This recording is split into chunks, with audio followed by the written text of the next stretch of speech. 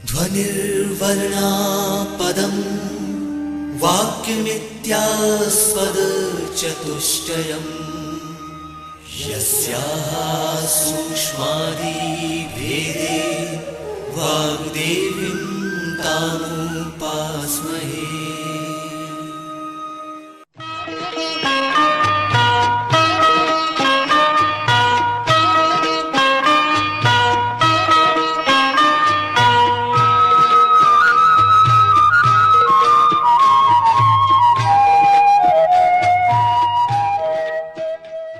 मध्य प्रदेश भोज मुक्त विश्वविद्यालय का इलेक्ट्रॉनिक माध्यम निर्माण और शोध केंद्र EMPRC प्रस्तुत करता है प्रबंधन विषय पर आधारित ध्वनि कार्यक्रम अभिप्रेरणा। ये कार्यक्रम प्रबंधन में डिप्लोमा, स्नातकोत्तर डिप्लोमा और MBA पाठ्यक्रम के प्रथम वर्ष के विद्यार्थियों के लिए प्रथम प्रश्न पत्र, प्रबंधन के नियम और संगठनात्मक व्यवहार की चौथी इकाई पर आधारित है। इस कार्यक्रम का ध्वनि मुद्रण, संपादन और प्रस्तुतिकरण किया है अमर बहादुर यादव ने।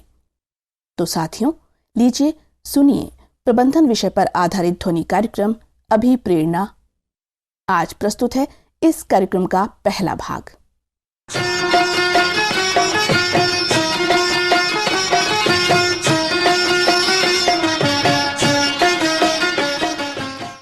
नमस्कार छात्रों, आज हम आपके साथ चर्चा करेंगे अभिप्रेरणा इस विषय पर। अभिप्रेरणा के इस प्रथम भाग में हम विशेष रूप से आपको ये बतलाना चाहेंगे कि हम और आप जो भी व्यवहार करते हैं उस तरह का व्यवहार हम क्यों करते हैं, यह जानने में अभिप्रेरणा हमारी बहुत मदद करता है। अभिप्रेरणा यह विषय प्रबंधन में डिप्लोमा, प्रबंधन के नियम तथा संगठनात्मक व्यवहार इस प्रथम प्रश्न पत्र की चौथी इकाई में दिया गया है। इस चर्चा सत्र के पश्चात आप अभिप्रेरणा का स्वरूप जान पाएंगे, अभिप्रेरणा को परिभाषित करेंगे, अभिप्रेरणा की विशेषताएं बतलाएंगे, अभिप्रेरणा के कारक वर्णित करेंगे, अभिप्रेरणा के मॉडल की व्याख्या करेंगे तथा अभिप्रेरकों के प्रकार समझेंगे। छात्रों, क्या आपने कभी अलग अलग लोगों के अलग अलग व्यवहार के पीछे क्या कारण है उसे समझने की कोशिश की है? मैं आपको उदाहरण बताती हूँ। हम लोग कई बार टीवी में देखते हैं हवाई करतब, हैरत अंगेज करतब दिखाने वाले जो जांबाज है वो अपनी जान को भी जोखिम में डाल के वह काम कर दिखाते हैं। या फिर कुछ ऐसे लोग जो कि घंटों तक पहेली को सुलझाते रहते हैं थकान होने के बावजूद। अब भला ऐसे व्यवहार के पीछे क्या कारण हो सकता है? या फिर चलिए आपके संगठनात्मक व्यवहार का ही एक उदाहरण ले लेते हैं। जब लगातार कई दिनों तक कर्मचारी हड़ताल पर जाते हैं और उन्हें आर्थिक नुकसान भी सहना पड़ता है, लेकिन फिर भी उनका वह व्यवहार कई दिनों तक लगातार वैसा ही चलता रहता है। इन सब व्यवहार के पीछे कारणों को समझने में अभिप्रेरणा हमारी बहुत सहायता करता है और यही कारण है कि संगठनात्मक व्यवहार में आजकल अभिप्रेरणा को जानना, अभिप्रेरकों के प्रकार को और अभिप्रेरणा को किस प्रकार बढ़ावा दिया जा सकता है, उसकी चर्चा बहुतायत रूप से पाई जाती है। अब हम अभिप्रेरणा का स्वरूप जानेंगे।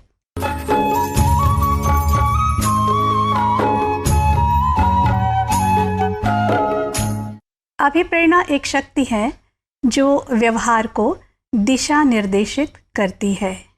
अभिप्रेरणा व्यक्ति और परिस्थिति की अंतर्क्रिया का परिणाम है। तीसरी बात, अभिप्रेरणा स्तर में व्यक्तिगत अंतर पाए जाते हैं और एक ही व्यक्ति के प्रेरणा स्तर में भी भिन्न भिन्न समय यानी भिन्न भिन्न अवसर पर बदलाव आ सकते हैं। इस बात को थोड़ा सा स्पष्ट करना आवश्यक है कि अभिप्रेरणा स्तर में भिन्न भिन्न समय पर, भिन्न भिन्न अवसर पर कैसे बदलाव आ सकते हैं। आप ही का उदाहरण ले ले छात्रों। जैसे कोई एक विषय पढ़ना आपको बिल्कुल पसंद नहीं आता, उस विषय की पुस्तक हाथ में लेते ही नींद के झोंके आने लगते हैं और लगता है कि अब बहुत हो गया, अब इसको रख दो। लेकिन मान लीजिए कोई आपका दूसरा पसंदीदा विषय या कोई पसंदीदा उपन्यास आपके हाथ में लग जाए तो वो जो बोरियत है वो चुटकी में दूर हो जाती है और घंटों आप उसी एक पुस्तक में खोए रहते हैं।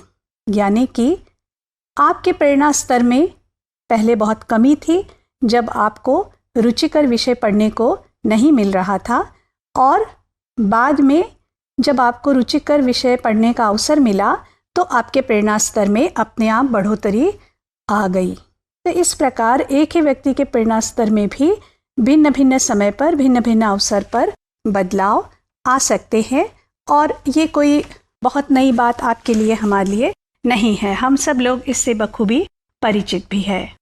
एक और बात यहाँ मुझे स्पष्ट करनी है कि अभिप्रेरणा व्यक्ति और परिस्थिति की अंतर्क्रिया का परिणाम है। वास्तव में कुछ लोग ये मानते हैं कि अभिप्रेरणा एक वैयक्तिक विशेषता है, it is a personal trait, लेकिन ये सही नहीं है, क्योंकि यदि हम इस बात को सही माने और किसी व्यक्ति को, किसी कर्मचारी को आलसी लेबल कर दे, तो क्या वो व्यक्ति हमेशा के लिए आलसी है? ऐसा तो नहीं होता। यानी कि कुछ परिस्थिति के भी कारक होते हैं जो कि व्यक्ति को अभिप्रेरित कर सकते हैं, और वही व्यक्ति जो कि जिसे हम पहले आलसी कह रहे थे, वही व्यक्ति बहुत सक्रिय व्यवहार अब दिखा सकता है। अभिप्रेरणा को यदि हमें औपचारिक रूप से परिभाषित करना होगा तो इसकी परिभाषा इस तरह दी गई है। छात्रों, आपके पास पेन, पेंसिल, कागज़ ज़रूर होगा, लिख लीजिए इस बात को। अभिप्रेरणा एक प्रक्रिया है जो व्यक्ति के लक्ष्य प्राप्ति के प्रयासों में तीव्रता, दिशा व सातत्य बनाए रखती है। Motivation is a process that accounts for an individual's intensity, direction and persistence of effort towards attaining a goal। तो मुख्य रूप से हमने इस परिभाषा में ये जाना कि अभिप्रेरणा एक प्रक्रिया है जो कि किसी व्यक्ति के द्वारा जो प्रयास किए जाते हैं, उन प्रयासों की तीव्रता, उसकी दिशा तथा उसमें सातत्य बनाए रखती है। और ये जो प्रयास है, वे प्रयास किसी लक्ष्य को पाने के लिए किए जाते हैं।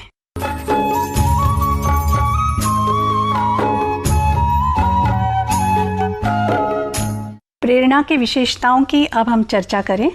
यह एक आंतरिक अवस्था है, अर्थात प्रेरित व्यक्ति की क्या अवस्था है वो हम देख नहीं सकते, क्योंकि ये एक अंदरूनी स्थिति होती है, आंतरिक शारीरिक अवस्था होती है जिसे हम देख नहीं सकते, लेकिन वो व्यक्ति के व्यवहार के माध्यम से कभी कभी प्रकट होती है।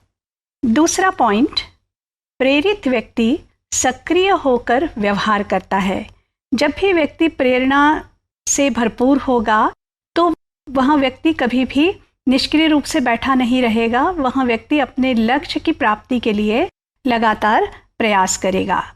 तीसरा बिंदु है, व्यवहार निश्चित दिशा में निर्देशित होता है। अब यहाँ जो दिशा से हमारा तात्पर्य है वो ये है कि व्यक्ति जिस कार्य को प्राप्त करने के लिए, जिस लक्ष्य की प्राप्ति के लिए प्रेरित हुआ है, उसी लक्ष्य के प्राप्ति की दिशा में उसका व्यवहार पाया जाएगा, और लक्ष्य प्राप्ति तक व्यवहार निरंतर बना रहता है। यह बिंदु भी बहुत महत्वपूर्ण है, क्योंकि अक्सर देखने को मिलता है कि लक्ष्य की प्राप्ति तक पहुंचने से पहले ही कुछ लोग अपने जो दिशा निर्देशित व्यवहार है उसको समाप्त कर देते हैं, अपने एफर्ट्स को, अपने प्रयासों को विराम दे देते हैं।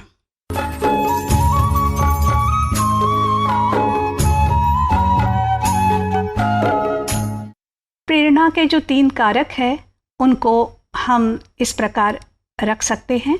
पहला है तीव्रता या इंटेंसिटी, यानी कि जो प्रयास किए जा रहे हैं उन प्रयासों की तीव्रता कितनी है, कितनी प्रबलता है उन प्रयासों में। क्या एक प्रयास में असफल होने पर व्यक्ति और भी अधिक व्याकुल होकर के उन्हीं प्रयासों में लगा हुआ है, कोई दूसरा तरीका खोज रहा है। दूसरा है दिशा और तीसरा है सातत्य। तो तीव्रता यानी इंटेंसिटी, दिशा यानी डायरेक्शन और सातत्य यानी परसिस्टेंस, ये 3 अभिप्रेरणा के कारक है। अब हम एक एक करके इनकी चर्चा करते हैं। तीव्रता से तात्पर्य है व्यक्ति कितना प्रयासरत है। चलिए एक उदाहरण के माध्यम से हम इसे समझें। मान लीजिए कोई व्यक्ति बहुत भूखा है और भूख के कारण वो व्यक्ति सक्रिय हो जाता है भोजन को प्राप्त करने के लिए। अब भोजन पाने के लिए वह प्रयास करेगा, अपने घर जाएगा, भोजन ढूंढेगा। मान लीजिए भोजन बना हुआ नहीं है तो किसी होटल में जाएगा। वहाँ यदि खाने का समय समाप्त हो चुका है तो हो सकता है कि किसी आसपास की फलों की दुकान पे चला जाए, कुछ खा ले, कुछ पी ले और अपनी भूख को मिटाने का प्रयास करे। तो ये हो गए व्यक्ति के प्रयास तीव्र है। संभव और असंभव के बीच की दूरी व्यक्ति के निश्चय पर निर्भर करती है। वास्तव में जो व्यक्ति अपने प्रयासों में तीव्रता नहीं लाते वो बीच में ही उस काम को छोड़ देते हैं और उन्हें ऐसा महसूस होता है कि वो कार्य उनके लिए संभव नहीं था। किंतु प्रयासों की दिशा को थोड़ा और यदि तीव्र किया जाए तो हो सकता है कि जो असंभव चीज़ मालूम हो रही है वो चीज़ संभव हो जाए। दूसरा कारक है दिशा यानी डायरेक्शन। विभिन्न प्रयत्न लक्ष्य प्राप्ति की ओर उन्मुख होते हैं। ये एक बहुत ही महत्वपूर्ण मुद्दा है क्योंकि कई व्यक्ति बहुत सारे प्रयत्न करते हैं किंतु उन प्रयत्नों की दिशा क्या है। चलिए इसको हम समझते हैं। एक व्यक्ति है और यहाँ उसका लक्ष्य है, वो इस लक्ष्य तक कैसे पहुँच रहा है ये जाने। उसने कुछ प्रयास किए और प्रयास किए, लक्ष्य की ओर बढ़ रहा है वह व्यक्ति, और अधिक प्रयास किए और वह व्यक्ति लक्ष्य तक पहुंच गया। अब यहाँ पर व्यक्ति जो लक्ष्य तक पहुंचा है उसका कारण सिर्फ प्रयास नहीं है बल्कि प्रयासों की सही दिशा है। प्रयास तीव्रता से किए गए थे और उनकी दिशा भी सही है। अब इसके विपरीत हम देखते हैं, व्यक्ति है, लक्ष्य तक उसको पहुंचना है लेकिन अपने लक्ष्य से दूर होता जा रहा है। आप देखेंगे लक्ष्य यहाँ है, प्रयास कहीं और दिशा में हो रहे हैं, अपने लक्ष्य से भटक चुका है।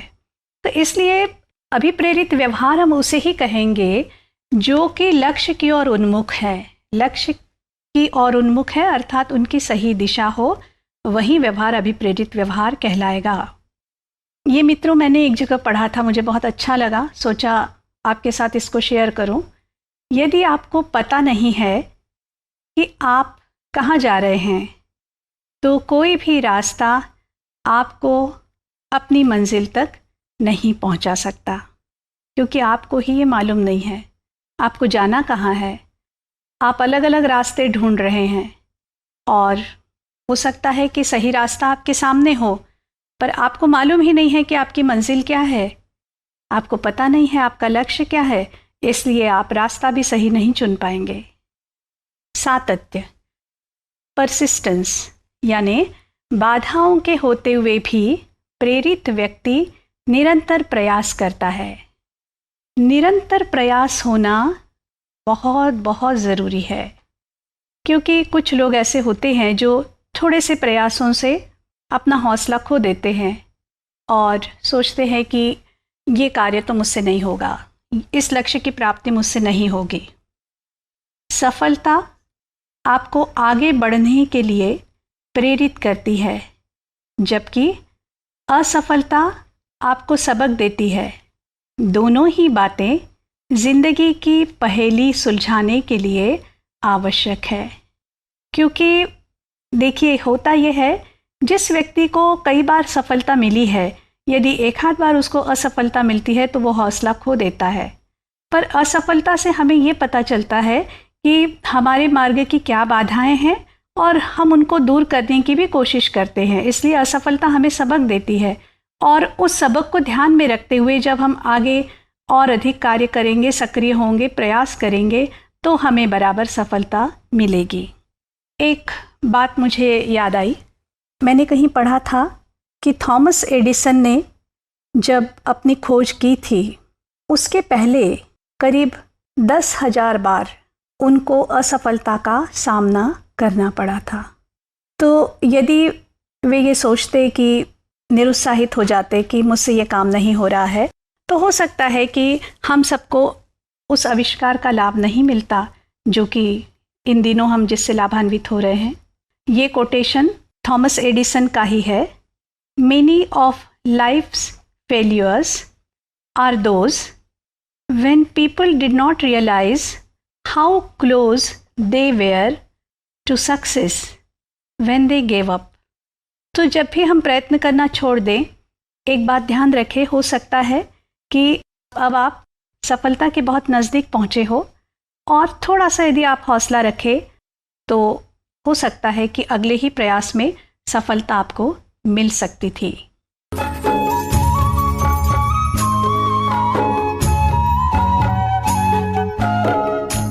प्रेरणा का मॉडल अब हम वर्णित करेंगे। इससे आपको अच्छी तरह से समझ में आ जाएगा कि किस प्रकार से प्रेरणा उत्पन्न होती है और किस प्रकार आगे एक एक करके उसकी चेन बनती जाती है। सबसे पहली बात है यहाँ पर आवश्यकता। देखिए, जब तक आवश्यकता उत्पन्न नहीं होगी तब तक व्यक्ति प्रयास नहीं करेगा। कहा भी जाता है आवश्यकता आविष्कार की जननी है। तो जब हमें आवश्यकता उत्पन्न होगी, उस आवश्यकता के अनुसार उसकी पूर्ति के हेतु व्यक्ति कोई न कोई कार्य करेगा। परिपूर्ति हेतु चुनाव।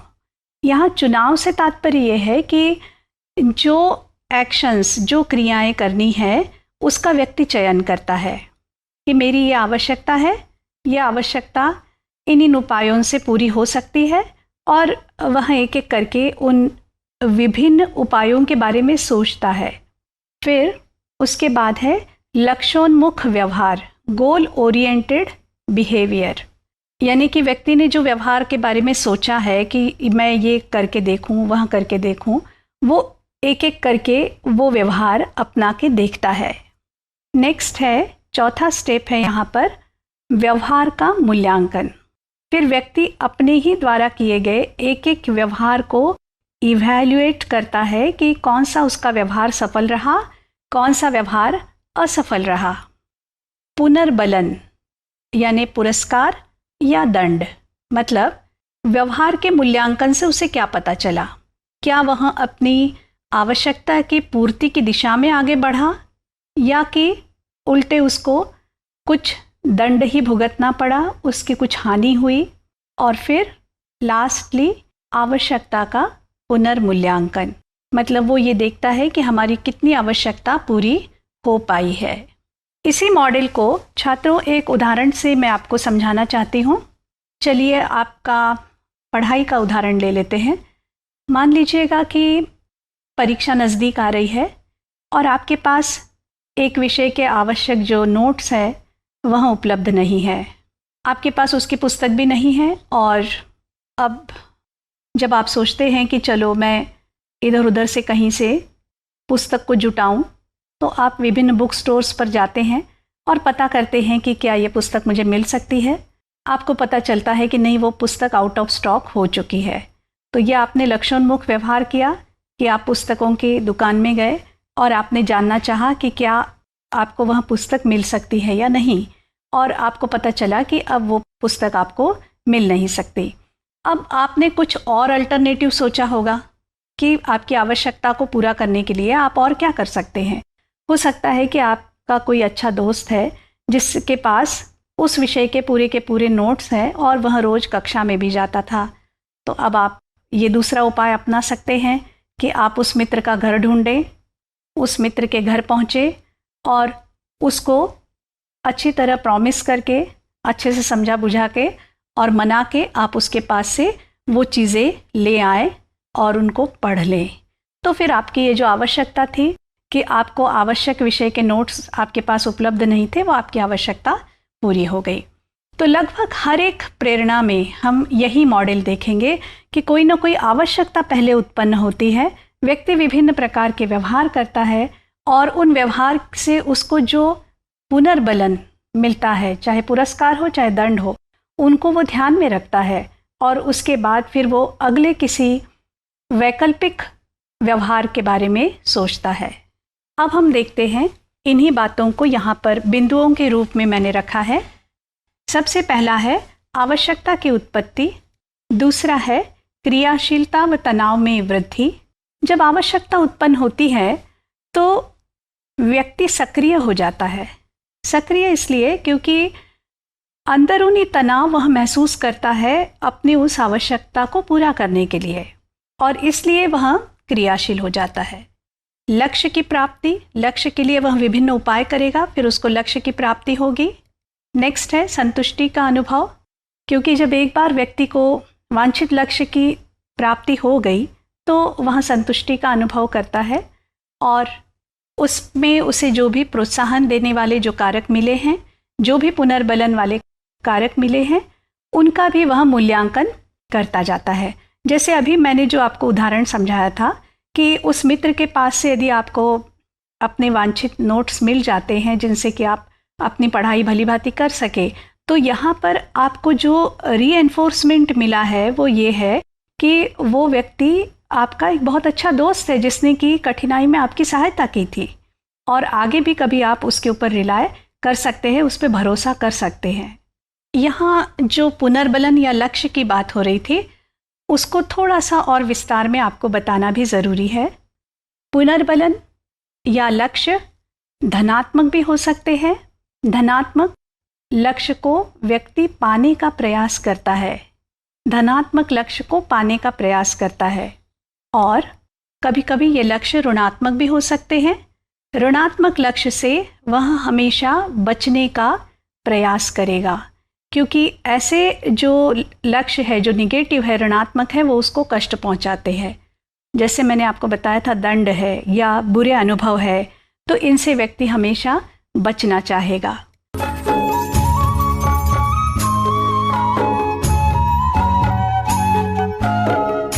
अब हम आते हैं प्रेरणा के प्रकार पर। प्रेरणाएं दो प्रकार की मुख्य रूप से होती हैं। पहला प्रकार जो है वो है जन्मजात या इनबॉर्न, दूसरा है अर्जित या एक्वायर्ड। हम जन्मजात प्रेरणा को शारीरिक या फिजियोलॉजिकल प्रेरणा भी कह सकते हैं, या जैविक यानी बायोलॉजिकल प्रेरणा भी कह सकते हैं। अर्जित प्रेरणा को हम सामाजिक प्रेरणा या सोशल मोटिव भी कह सकते हैं। जन्मजात प्रेरक कौन से होते हैं, इसके बारे में थोड़ा बहुत अंदाज़ा आप लोगों को होगा, लेकिन यदि विस्तार से हमें इस बात को समझना है तो हम इसको यूं कहेंगे, जन्मजात प्रेरक शारीरिक समस्थिति को बनाए रखते हैं। अब यहाँ ये जो समस्थिति वाली बात है, इससे मेरा तात्पर्य है होमियोस्टेसिस। हमारे शरीर की जो आंतरिक स्थिति है, जब हमारे अंदरूनी सभी अंग भली भांति सुचारू रूप से अपना काम कर रहे होते हैं, हमारी आवश्यकताओं की पूर्ति हो जाती है, तो होमियोस्टेसिस की स्थिति शरीर में बनती है। तो इस होमियोस्टेसिस को बनाए रखना यह काम शारीरिक प्रेरकों का है। समस्थिति ना होने पर ये जन्मजात प्रेरक उत्पन्न होते हैं। इनके उत्पन्न होने पर प्राणी को उद्दोलन का अनुभव होता है। उद्दोलन मतलब अराउजल, व्यक्ति को बेचैनी या तनाव महसूस होता है, और यही कारण है कि वह व्यक्ति उन प्रेरकों की पूर्ति के लिए प्रयास करने लगता है। यह प्रेरक जीवित रहने के लिए आवश्यक है। प्रजाति के सभी सदस्यों में ये समान रूप से अभिव्यक्त होते हैं। अनार्जित अर्थात यह प्रेरक सीखे नहीं जाते। इन प्रेरकों के मुख्य प्रकार है भूख, प्यास, यौनिच्छा व निद्रा। अब दूसरा जो प्रकार है प्रेरकों का, वे है अर्जित प्रेरक। अर्जित प्रेरक जन्मजात न होकर सीखे जाते हैं, जीवित रहने के लिए आवश्यक नहीं होते, सामाजिक परिस्थिति से प्रभावित होते हैं, और इनके मुख्य प्रकार है उपलब्धि यानी अचीवमेंट, संबद्धता मतलब जुड़ाव की इच्छा या जुड़ाव की प्रेरणा, एफिलिएशन मोटिव, अनुमोदन दूसरों से स्वीकृति पाना, अप्रूवल मोटिव, सत्ता यानी पावर मोटिव, और आक्रामकता यानी एग्रेशन मोटिव। तो छात्रों, ये जितने भी प्रकार के अर्जित प्रेरक है, ये सभी प्रेरक परिस्थिति का परिणाम है। हम जब समाज में रहते हैं, हमारे दूसरे लोगों के साथ विभिन्न प्रकार की अंतर क्रियाएं होती है, उसके फलस्वरूप ही ये प्रेरक उत्पन्न होते हैं। अब हम आते हैं एक विशेष बात पर, जो कि संगठनात्मक व्यवहार में आपको मैं समझाना चाह रही थी कि प्रेरणा का बहुत अधिक महत्व है। और विशेष रूप से हर एक उद्यमी, हर व्यवसाय ये चाहता है कि उसके जो कर्मचारी है वो अभिप्रेरित हो। अभिप्रेरित जब होंगे तब बेहतर काम करेंगे, बेहतर काम करेंगे तो निश्चित रूप से उस उद्योग में निष्पादन स्तर भी बेहतर होगा।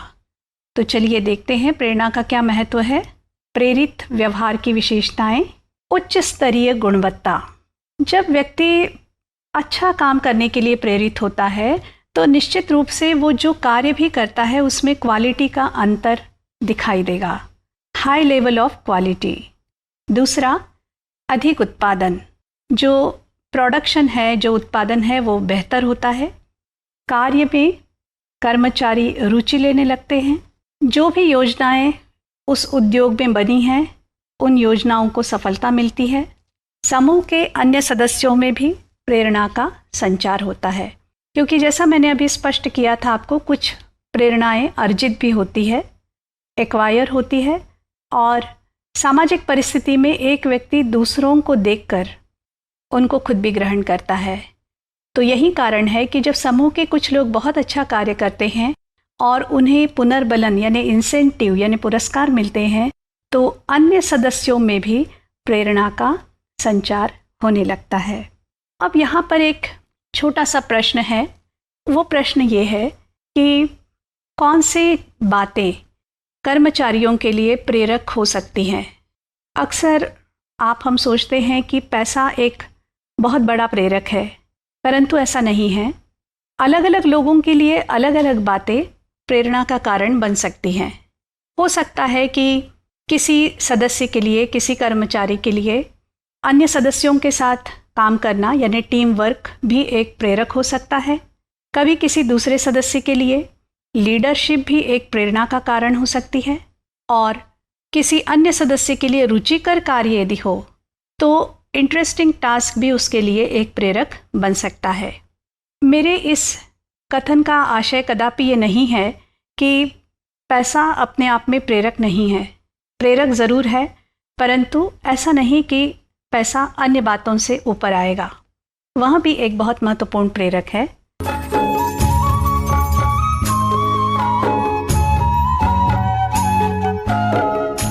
सारांश में मित्रों, आज हमने जिस बात की चर्चा की थी उसमें मुख्य रूप से ये बातें थीं कि हमने सबसे पहले अभिप्रेरणा के स्वरूप के बारे में चर्चा की। दूसरे, हमने अभिप्रेरणा की परिभाषा देखी। तीसरा, अभिप्रेरणा की विशेषताओं की चर्चा की। अभिप्रेरणा के कारकों को आपने जाना, तीव्रता, दिशा और सातत्य, परसिस्टेंस। अभिप्रेरणा के मॉडल की हमने व्याख्या की कि किस प्रकार सबसे पहले आवश्यकता उत्पन्न होती है और आवश्यकता के बाद में फिर व्यक्ति अपने विभिन्न व्यवहारों को चुनता है और विभिन्न व्यवहारों को चुनने के बाद में लक्ष्योन्मुख व्यवहार तक पहुंचने की कोशिश करता है। और जब आवश्यकता की पूर्ति हो जाती है तो फिर अभिप्रेरित व्यवहार भी समाप्त हो जाता है। अभिप्रेरकों के प्रकार हमने जाने। अभिप्रेरकों के प्रकारों में विशेष रूप से हमने ये चर्चा की थी कि अभिप्रेरक दो प्रकार के होते हैं, एक तो जन्मजात और दूसरे अर्जित या सामाजिक अभिप्रेरक।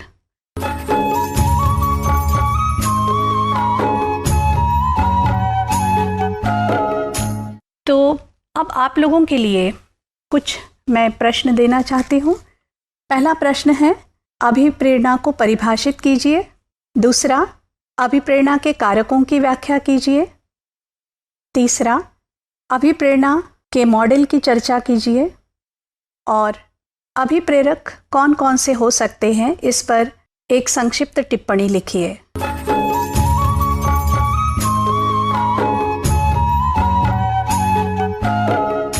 तो छात्रों, अभिप्रेरणा के इस प्रथम भाग में हमने जो चर्चा की मुख्य रूप से अभिप्रेरणा के स्वरूप और विशेषताओं को लेकर थी। अब हम अभिप्रेरणा के दूसरे भाग में मैकग्रेगर की थियरी और मैस्लो का आवश्यकता का पदानुक्रम सिद्धांत इनकी चर्चा करेंगे। धन्यवाद।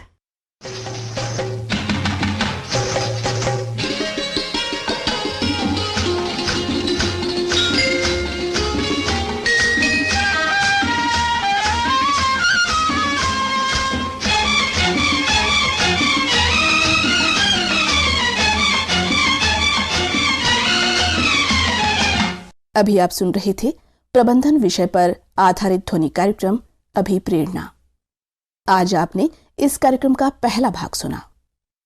कार्यक्रम की विषय विशेषज्ञ और वार्ताकार थीं डॉक्टर वीणा दाणी। निवेदिका थीं फरजाना खान। इस कार्यक्रम का संपादन और प्रस्तुतिकरण किया अमर बहादुर यादव ने। ये कार्यक्रम NIT TTR भोपाल के सहयोग से मध्य प्रदेश भोज मुक्त विश्वविद्यालय के इलेक्ट्रॉनिक माध्यम निर्माण और शोध केंद्र EMPRC द्वारा निर्मित किया गया।